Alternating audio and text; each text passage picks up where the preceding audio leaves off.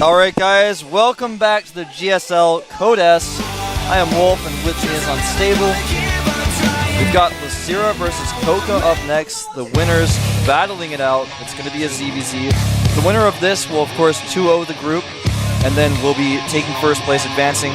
The loser, of course, will have to play one more game to make sure that they advance to the round of 16.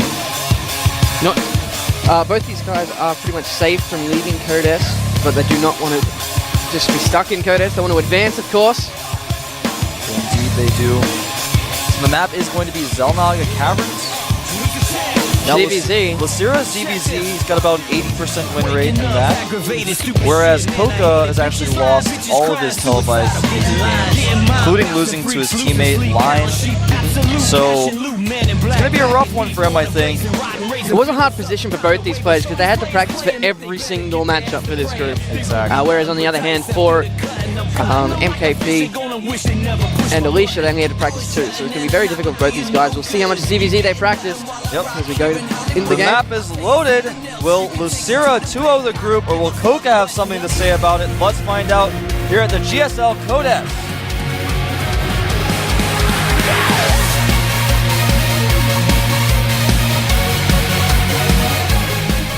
All right, up here at the top right, we have a member of the team, Incredible Miracle. Very strong Zerg player. Did quite well in Code A and then in Codes last season. It's been impressing. I am Lucira. Fixing his hair. Yeah. Gotta look good on camera. He has this nervous twitch actually, similar to Flash. I don't know if you guys watched Flash, the pro gamer from Starcraft 1. He kind of has that himself. His opponent, down here at the bottom, a member of Team Zenex. Zenex CoCa.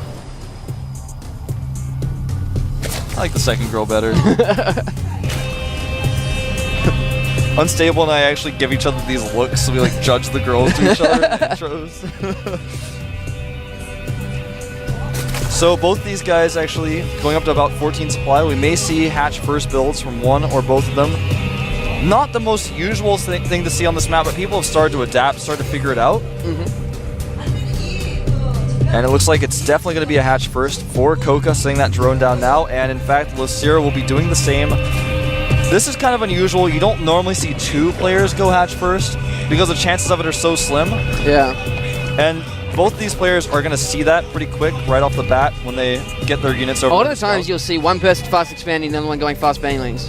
Or vice versa. It's very rare that you see this happen. Well, a lot of the time, one person just plays safe, gets their gas up, and then when they scout the hatchery, they have to make a baneling nest because otherwise they could get overrun by speedlings. So you have to be very careful. There has to be a good balance there. Yep. Now, immediately after the hatchery, we did see a gas go down for CoCa before his pool, whereas Lucira has done the opposite, getting a pool and then gas.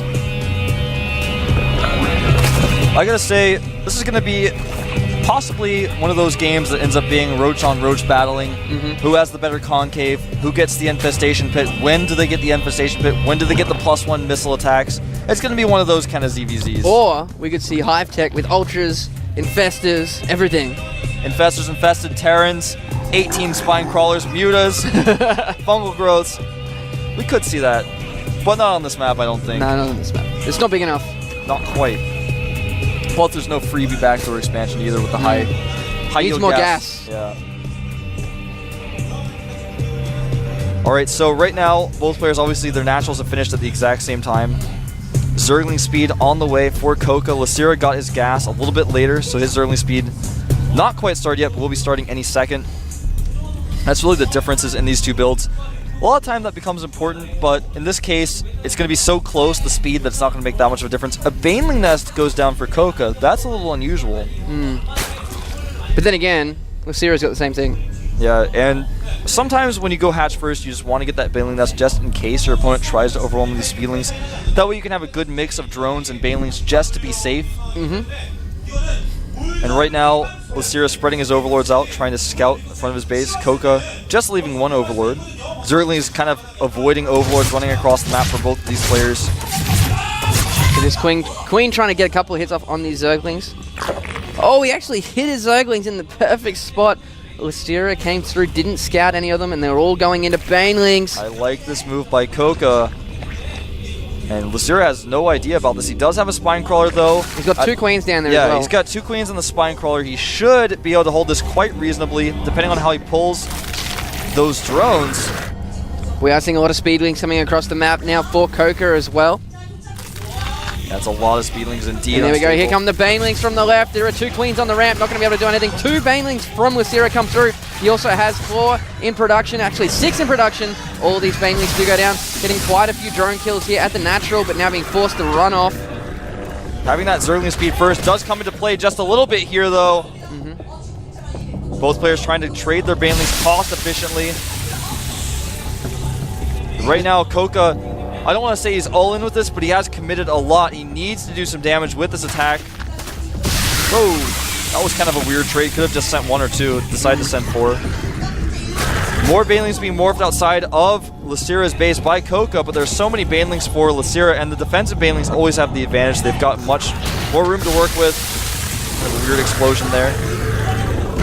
If you kill Baneling cocoons, or if you try to burst on Baneling cocoons and it doesn't kill them, then when the Banelings morph, they still have full health. And it looks like CoCa wants to just completely back up. He's 10 supply down, though. That attack not very cost effective for him. In fact, he's 6 drones down now as well. Yeah, not looking good for him. At this point in the game, he is about 7, 8 supply down. But this is where it transitions usually. Both these players have backed off a little bit. We'll probably see some Roach Warrens or just a heap more speedlings. And it looks like Lacira's only just now getting link speed. Yeah, he actually waited a long time for that. Just wanted to make sure he had those Banelings up and enough of them. And it looks like Lacira getting a little bit aggressive himself, realizing I made so many Banelings to defend, and now I'm not really defending anymore. Might as well get on the aggressive side. And he actually is going to sneak these Banelings right into the mineral line, at least attempt to. Good control, though, by CoCa, defending this extremely well. And a very bad trade there for Lacira. But again, he is 15 supply up right now, 13 drones up, and when your opponent has 23 drones, that's like 50% drones more. That's a lot. That's a huge deal in this early stage of the game when everyone's trying to figure out what's going on. Looks like a Baneling tried to explode over there. Didn't really kill any workers. So, as you can see, CoCa has killed a few more workers than his opponent has, but he's still 11 workers behind. Yeah. Lacira really just used that opportunity to get as many drones out as he could. He's got that Roach Warren a little bit further. Oh! Not a trade that CoCa wanted to do right there. He is going on the offensive yet again. Yeah, the Baneling coming over here. Like I said, it's best not to engage against Banelings that are morphing. Oh, all his lings get taken out. Lacira doing some nice defense. There's one ling getting into the main. It is going to see all that tech. CoCa actually getting a lot of hits with these Banelings. And we'll lose that last Baneling to a Spine Crawler. That Spine Crawler actually has 7 kills. He's been doing a good job defending for But Roach Warren's up for both these guys now. I think Lacira just went for a double Evo chamber, really wants those upgrades. Yeah, remember when you have the +1 missile attack for the Roaches, they 2-shot Lings instead of 3-shotting them. Very, very important upgrade to have in this matchup. It looks like CoCa, oh, hold that thought, here comes some more Banelings for Lacira. A lot of these drones clumped up. Oh, so many of those drones in very low hit points. He may decide to follow up. There are no Banelings. There's one Baneling there getting ready. He needs to be careful with all these Lings here for Lacira. We got Roaches out on the field as well. He's going to be able to defend, but he's slowly getting further and further ahead. He's 10 workers up. 10 workers up. He's 20 supply in total up. And he's starting to get those Roaches out. The Evo chambers are done. Probably going to see him get +1 missile attacks here pretty soon. Being very aggressive, adding more Spine Crawlers at home just to be careful of those possible counterattacks. And one Ling will get into the base. Nope. That Spine Crawler, that was his 8th kill. Second Ling did get inside the base, though. Right now, as far as the Roach count goes, 11 Roaches for CoCa against 6 of Lacira. Lacira realizing he's a little bit down on Roaches, but he's looking towards the long term. He's got more drones. He's getting the upgrades up. He's got Spines, so the short-term Roach problem isn't really a problem he's worried about. And here he goes, actually gonna... Oh! Was that a morphing Baneling? Where did that Baneling come from? I don't know, it just appeared out of nowhere. I didn't even see it on my I think it was hiding screen. behind the Queen or something. It was just like there and then pop. What? That was a small victory for CoCa. Still, though, quite behind on supply. He's going to try to hit a timing attack here. But 5 roaches on the way for Lysira. He's going to pop as many as he can. He's got a few more banelings on the way. His missile attack isn't going to be done in time, but he does, like I said, have 3 spine crawlers at the front of his base. Yeah, he did also take down those rocks. He looks like he wants to take that 3rd base very shortly. He's still 20 supply up. He's got all those spine crawlers, a lot of roaches. He needs to get the right concave here. He's getting double upgrades, like you were saying before. Wolf, he needs those to come out as soon as possible. Exactly. And here comes some banelings on those weak drones. Didn't quite get as many drones as he probably wanted to there. But KoCa still is down on the drones. If we have a double check of that now, just again, it's 48 drones for Lysira, 23 for KoCa, and Lysira now also has more roaches. Exactly. So all looking good here for Lysira. KoCa just really couldn't hit that timing that he wanted to hit. Now he's falling back, being a little bit passive. Lysira already getting that lair on the way. He's going to have 1-1 upgrades for those roaches very soon, and as soon as that's done, he's going to attack. And I'm not sure if KoCa can hold it. He's got a lot of lings out, but again, like I said, that +1 missile attack. It'll be done by the time he gets there. Yeah, around the exact same time. This is a great timing here by Lysira. He also has a baneling hiding in there behind those first few roaches. If KoCa doesn't realize that, he's going to be in a world of hurt. Looks like Lysira's just deciding to back off, save his... He's also taking that 3rd at the same time. He's getting a lot more upgrades as well. Yeah, he's in it for the long haul. Yeah. You know, KoCa keeps making a ton of roaches to keep up with him. And Lysira says, all right, well, just stop making roaches for a second. You don't want to walk across the map and attack me. Oh, we're getting burrow, we're getting roach speed, +2 attack. Yeah, 2-2 upgrades. Yeah. Roach speed. And this is where those extra drones are going to come in. Exactly. And even that 3rd base going up, will Lysira lose this one Overlord? He does. Lysira's sitting there, you can keep making roaches all you want to keep up on supply, but I'm going to have so many more upgrades, it's not going to matter. Exactly. He's actually spreading his creep very aggressively as well. Whereas that's something that KoCa is just not doing at all.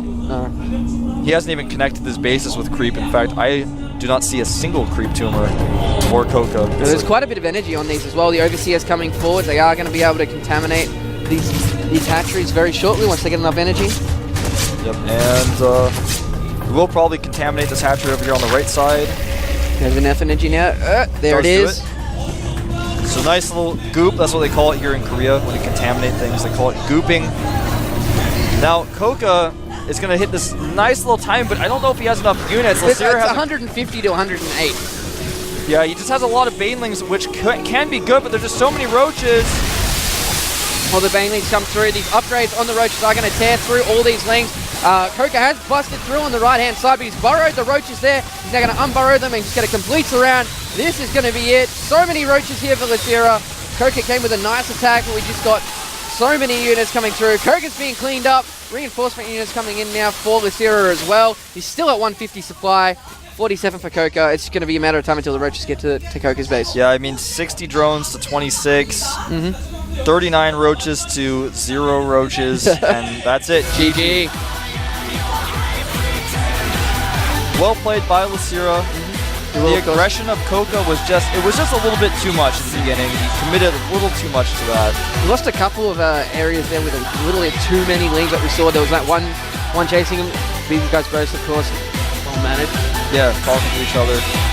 Must be friends. Laughing about what they did wrong. Shaking hands. Now remember, KoCa's not out of this yet. He has to win against the winner of the next match in order to make sure that he advances to the round of 16, though. But Lysira, already through? Yeah, 2-0ing essentially grants him first place. He's completely through. He's done. He's going to go high-five the IM coach. He's going to go home. Probably going to go out tonight. No, I don't think so. They have, I believe... No, I'm sorry. I'm mistaken. I was like, they have to play GSTL tomorrow. No, they're in the other group. Yep. That's true. There we go. We are going to have MKP versus Alicia.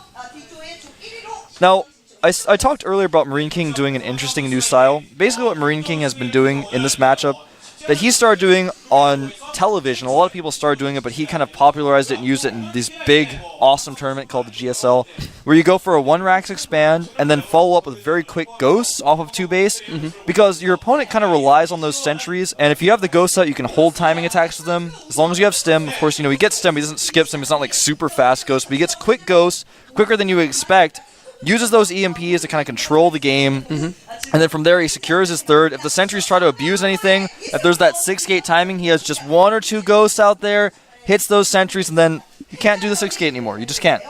So we'll see how we go. We are going to be on dual site. Yes. This one. Dual Side, a relatively small map, not a lot of bases, but a good map nonetheless. Looks like we are going to go into game very shortly.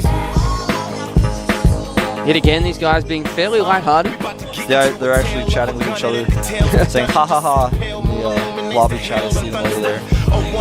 I know you guys always wonder what they're chatting about when they sit there typing on their keyboard. It's a mystery. I won't tell you guys. They're actually talking about the biggest secrets in the world and then saying ha ha ha about it.